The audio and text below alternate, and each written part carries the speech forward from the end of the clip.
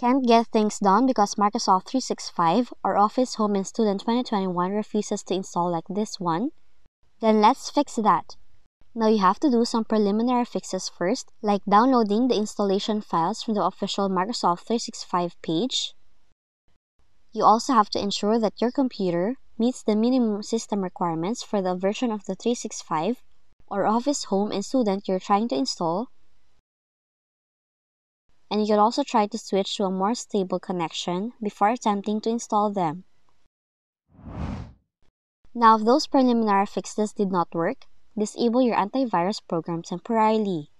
To check if this is the case, disable your antivirus by right-clicking in the taskbar icon. Go to Shield Controls, then choose Disable until the computer is restarted.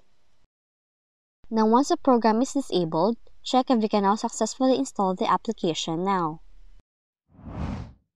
And for the third fix, apply a registry fix by opening regedit, go to this location, locate the Office key, right-click on it, choose Delete, and you can now close the registry editor and check if the issue is resolved. And that's how to fix Microsoft 365 and Office Home and Student 2021 installation errors in your Windows computer. If you found this video helpful, kindly like and subscribe.